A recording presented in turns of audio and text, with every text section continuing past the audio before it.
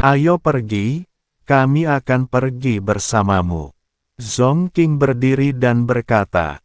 Nenek Zhen juga berdiri, dan mereka bertiga menuju halaman tempat Chen Ping berada. Sekarang Chen Ping ada di dalam kamar, bermain-main dengan Bai Qian dan Huo Feng. Setelah beberapa hari, begitu Chen Ping kembali, Bai Qian dan Huo Feng menariknya ke kamar. Chen Ping tidak berdaya, tapi dia tidak punya pilihan. Dia juga tahu bahwa mereka berdua merasa kasihan padanya. Tuan Chen, kepala keluarga Zhen ada di sini dan menunggu Anda di ruang tamu. Ji Yun berjalan ke pintu, mendengarkan suara hangat di dalam ruangan, dan berteriak pelan. Ketika Chen Ping mendengar ini, dia segera berpakaian dan keluar kamar. Bagaimanapun, ini adalah keluarga Zhen, dan Chen Ping hanya tinggal bersama orang lain. Sekarang Zhen Yuandao ada di sini secara langsung, tentu saja Chen Ping ingin bertemu dengannya. Mengikuti Ji Yun ke ruang tamu, dia melihat Zhen Yuandao, Nenek Zhen dan Zhong Qing ada di sana, jadi dia buru-buru berkata, Tuan Zhen, mengapa kamu ingin bertemu dengan saya? Rekan Daois Chen memang masih muda. Dia baru saja kembali dan tidak beristirahat, kata Zhen Yuandao sambil tersenyum tipis.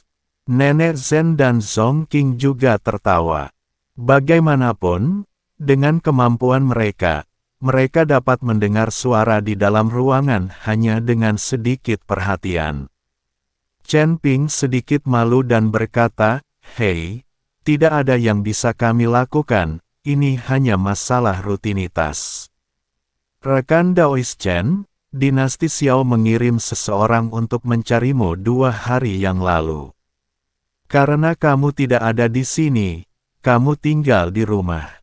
Kata Zhen Yuandao, orang-orang dari dinasti Xiao mencariku. Mungkinkah kondisi Pangeran Xiao sudah kambuh? Chen Ping sedikit terkejut dan berkata, itu tidak benar. Dinasti Xiao telah membesarkan sejumlah besar makhluk roh. Hanya saja beberapa makhluk roh baru-baru ini sakit, dan kondisi mereka serius. Saya hanya ingin meminta rekan Daois Chen untuk datang dan melihat-lihat. Kata Zhen Yuandao, oh, itu saja. Aku akan pergi ke dinasti Xiao. Aku masih belum memberikan tulang abadi yang dijanjikan Xiao Huang kepadaku.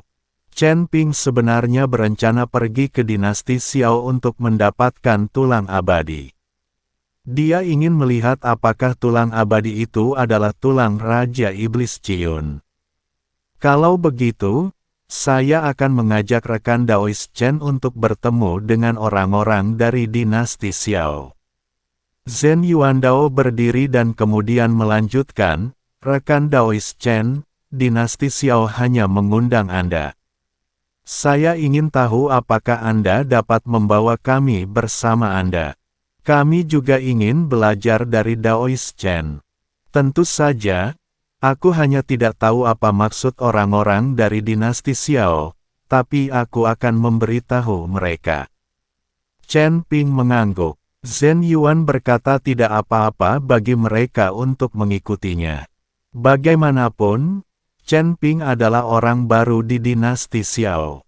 Jika terjadi sesuatu, dia masih bisa mengikuti Zhen Yuan dan meminta nasihat mereka. Melihat Chen Ping setuju, Zhen Yuandao sangat senang, dan kemudian mengajak Chen Ping menemui orang-orang dinasti Xiao. Xiao Yuanshan mengirim seorang pria parubaya, penguasa alam Mahayana. Perdana Menteri Yu, inilah Chen Ping yang Anda cari. Setelah Zhen Yuandao membawa Chen Ping kemari, dia segera berkata dengan hormat kepada pria parubaya itu. Melihat hal ini, pria parubaya itu buru-buru memberi hormat kepada Chen Ping dan berkata, Halo Tuan Chen, saya Yuan Qiang, Perdana Menteri Dinasti Xiao.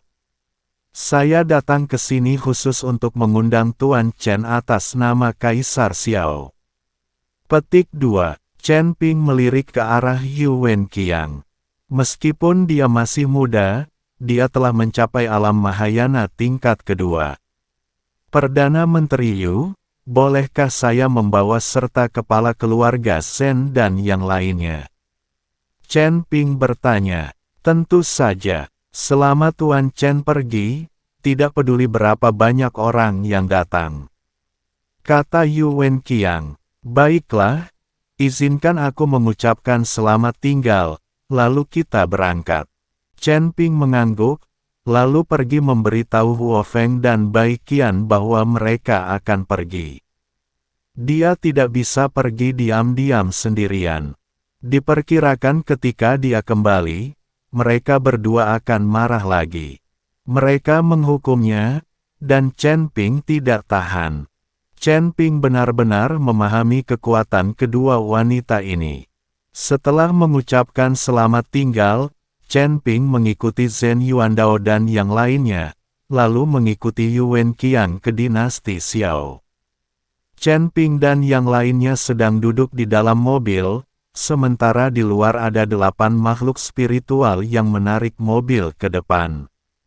Kedelapan binatang spiritual ini semuanya memiliki sayap yang besar, tetapi tubuh mereka terlihat seperti harimau, sehingga mereka disebut binatang harimau terbang. Perdana Menteri Yu, apakah dinasti Xiao Anda memelihara banyak makhluk spiritual? Chen Ping bertanya. Anda harus tahu bahwa membesarkan makhluk roh itu sangat merepotkan dan mahal. Banyak orang bahkan tidak bisa mendapatkan sumber daya untuk budidaya mereka sendiri, apalagi sumber daya untuk dikonsumsi oleh makhluk roh. Oleh karena itu, banyak orang tidak mengetahui cara menjinakkan makhluk roh. Bahkan di sekte yang relatif besar, tidak banyak yang menjinakkan makhluk roh. Sekarang dinasti Xiao masih memelihara binatang spiritual dan menggunakannya untuk menarik gerobak, yang menunjukkan bahwa dinasti Xiao benar-benar kaya. Dibandingkan dengan dinasti Xiao, yang sebesar dinasti Xiao, ada banyak tempat yang membutuhkan makhluk spiritual. Diperkirakan ada ribuan makhluk spiritual sekarang. Kata Yu Wenqiang, ribuan kepala. Chen Ping terkejut, dan bahkan Zhen Yuandao dan yang lainnya tampak terkejut.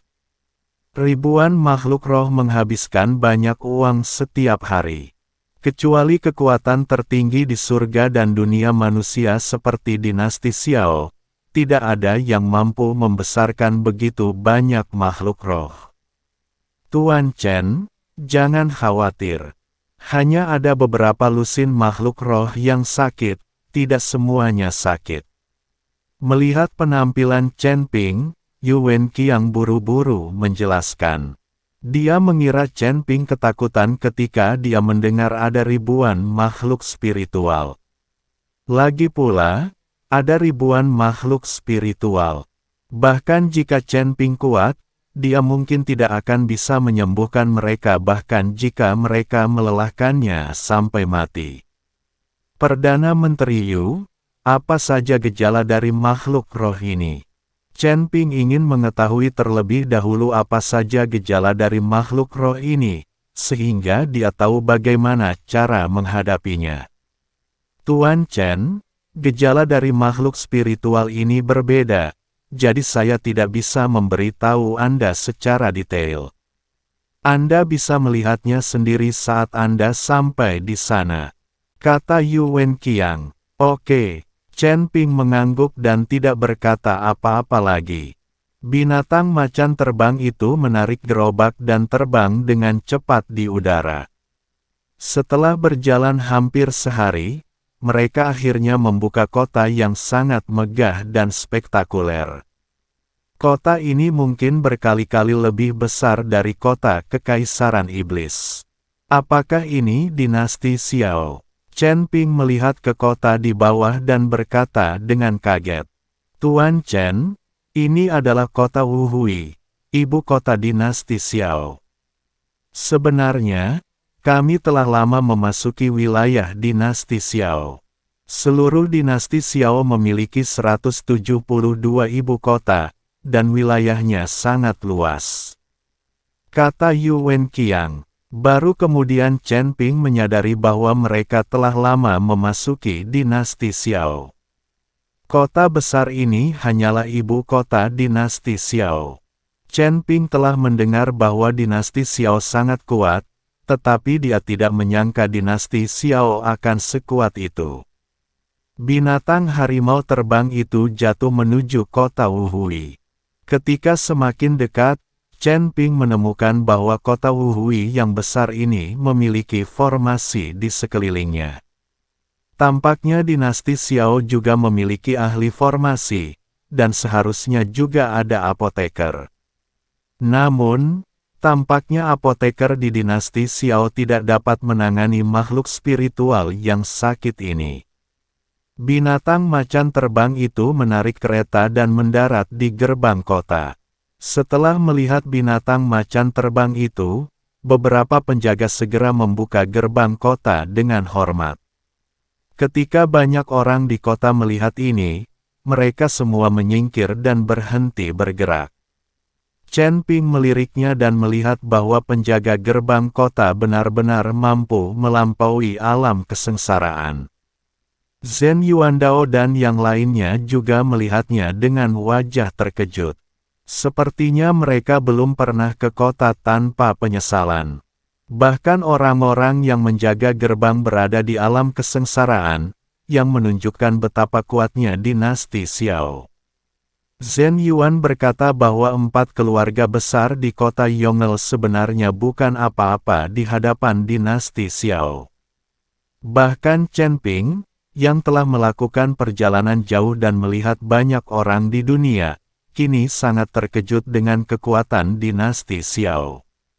Khususnya kota Wuhui ini adalah kota terbesar yang pernah dilihatnya. Perdana Menteri Yu, mengapa semua orang di kota tidak berhenti bergerak setelah kita memasuki kota? Chen Ping mengamati orang-orang yang berdiri diam di kedua sisi jalan dan bertanya dengan rasa ingin tahu. Ini adalah aturan dinasti Xiao kita, dan juga untuk menghindari pembunuhan. Bagaimanapun, dalam dinasti sebesar itu, akan selalu ada orang dengan niat jahat. Yu Wenqiang berkata terus terang. Ketika Chen Ping mendengar ini, dia tidak bisa berkata-kata. Aturan semacam ini benar-benar dapat menghindari pembunuhan. Seringkali ketika pejabat tingkat tinggi perjalanan, mereka akan diasingkan dari keadaan darurat militer terlebih dahulu dan membersihkan masyarakat. Sepertinya tidak ada perbedaan antara dunia celestial dan dunia sekuler. Hanya saja setiap orang di dunia surga dan umat manusia adalah seorang beku, namun setelah setiap orang menjadi abadi, mereka yang mengolahnya tidak akan ada artinya. Segera, Chen Ping dan yang lainnya tiba di kota kekaisaran di pusat kota. Setelah tiba di sini, Chen Ping dan yang lainnya turun dari mobil dan hanya bisa masuk. Namun, Xiao Yuanshan dan Xiao Feng serta putranya sudah menunggu di pintu masuk kota kekuasaan. Terlihat bahwa Xiao Yuanshan sangat mementingkan Chen Ping. Tuan Chen, terima kasih atas kerja keras Anda setelah bepergian dan perjalanan. Xiao Yuanshan melangkah maju dengan sangat sopan dan menyapa Chen Ping tanpa basa-basi. Xiao Feng membungkuk dalam-dalam ke arah Chen Ping dan berkata, Tuan Chen, anugerah penyelamatan hidup Anda tidak akan terlupakan. Kaisar Xiao, pangeranku, kamu terlalu sopan, aku hanya sedikit membantu. Terlebih lagi, kalian semua membayarnya. Ini dianggap sebagai transaksi, bukan bantuan yang menyelamatkan nyawa. Chen Ping dengan cepat mengubah tangannya dan berkata. Sikap Xiao Yuanshan yang mengikuti Xiao Feng membuat Chen Ping sedikit tersanjung. Zhen Yuandao dan yang lainnya merasa iri ketika mereka melihat pemandangan ini. Jika keluarga Zhen mereka dapat menerima rasa hormat seperti itu dari Kaisar Xiao, maka keluarga Zhen akan makmur. Oh, saya hampir lupa. Saya masih memiliki tulang abadi yang belum saya berikan kepada Tuan Chen. Saya akan memerintahkan seseorang untuk mengambilnya sekarang juga. Setelah mendengar kata-kata Chen Ping, Xiao Yuanshan tiba-tiba menamparkan keningnya dan berkata, "Kaisar Xiao, bukan itu maksudku. Kamu bisa mengambil tulang abadi itu kapan saja. Ayo kita lihat makhluk spiritual yang sakit itu." Chen Ping tahu bahwa Xiao Yuanshan telah salah paham. "Oke, kalau begitu aku akan mengajakmu melihat." Xiao Yuanshan mengangguk dan berkata. Dari awal hingga akhir, Xiao Yuanshan tidak mengucapkan sepatah kata pun kepada keluarga Zhen.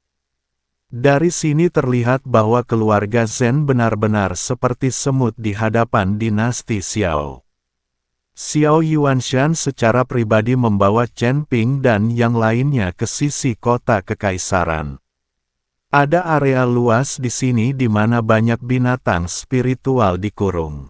"Tuan Chen, saya tidak tahu apa yang terjadi dengan makhluk spiritual di lingkaran ini. Mereka tiba-tiba menjadi seperti sekarang ini. Coba lihat." Xiao Yuanshan menunjuk ke salah satu halaman yang dibangun menggunakan metode formasi dan berkata. Chen Ping melihat dan menemukan bahwa ada lusinan makhluk roh di sini, tetapi makhluk roh ini terlihat sedikit lamban, dan beberapa makhluk roh kehilangan semua inderanya, dan beberapa mengaum dan mata mereka merah. Gejala dari makhluk spiritual ini sebenarnya berbeda, yang membuat Chen Ping merasa sedikit aneh. Apakah ada masalah dengan makhluk roh lainnya? Chen Ping bertanya. Tidak, bahkan makhluk roh di halaman lain yang bersebelahan adalah normal, dan makhluk roh ini memiliki sumber daya yang sama setiap hari.